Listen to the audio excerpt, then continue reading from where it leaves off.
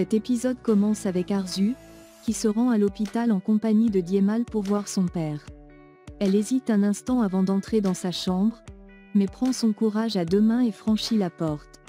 Après être entrée, elle ferme la porte derrière elle, laissant Diemal attendre à l'extérieur. Le père d'Arzu lui demande de s'asseoir près de lui. Elle le regarde avec méfiance et finit par lui poser la question qui lui brûle les lèvres. Est-il vraiment riche? Et va-t-il lui léguer toute sa fortune? Il acquiesce. Elle lui demande pourquoi il tient à faire cela, et il répond que c'est pour se racheter de ses erreurs passées et obtenir son pardon. Elle poursuit en demandant le montant de cet héritage. Lorsqu'il lui révèle la somme, elle est stupéfaite.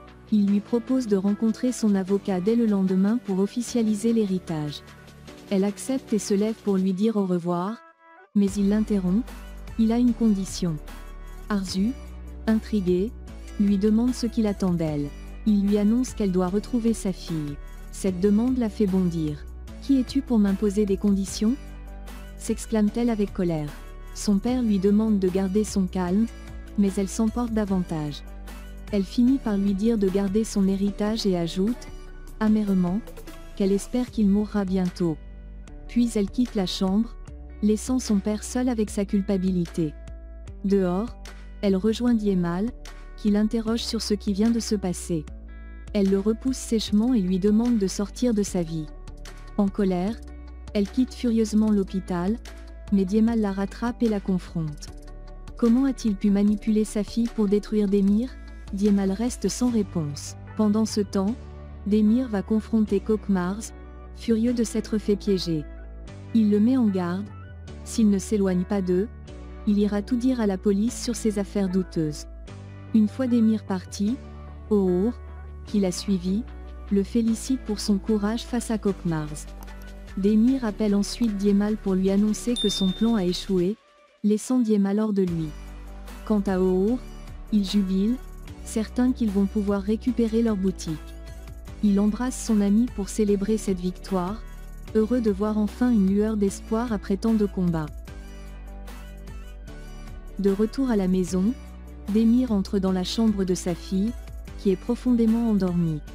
O'Hour appelle un taxi pour venir chercher Demir et EIQ afin qu'ils puissent retourner à leur hôtel. Une fois là-bas, Demir met tendrement sa fille au lit, puis s'allonge à côté d'elle. Au milieu de la nuit, EIQ fait un cauchemar. Dans son rêve, elle se réveille et ne trouve pas son père à ses côtés.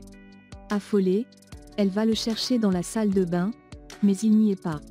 Les larmes aux yeux, elle se demande où il peut bien être. Elle jette un coup d'œil par la fenêtre et aperçoit Demir, partant avec ses affaires. Bouleversée, elle éclate en sanglots. Soudain, elle se réveille en sursaut, tremblante de peur. Son père, réveillé par ses pleurs, la prend dans ses bras pour la consoler. Elle le couvre de bisous et lui demande de lui promettre qu'il ne partira jamais.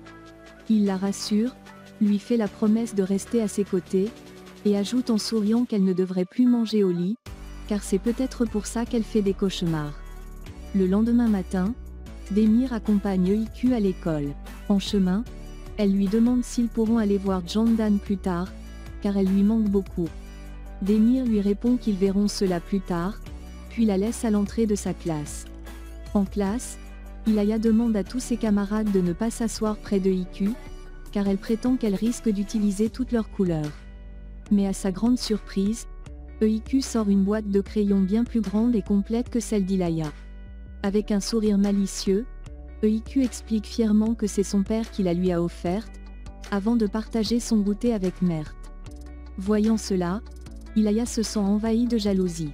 De son côté, Demir rejoint O'Hour dans un restaurant. Il lui confie qu'il cherche une maison à louer et qu'il aimerait surprendre EIQ. O'Hour lui propose alors de s'installer dans son quartier, ce qui pourrait faciliter les choses pour eux. Demir réfléchit à l'idée, enthousiasmé par la perspective de cette surprise pour sa fille bien-aimée. De son côté, Jandan est occupé à soigner un chat dans sa clinique vétérinaire. Son amie Eline vient lui rendre visite et lui demande si elle a réfléchi à son offre de travail à l'étranger. Jandan répond que oui, et lui annonce qu'elle a finalement accepté l'offre. Eline, heureuse pour elle, l'encourage dans ce nouveau projet.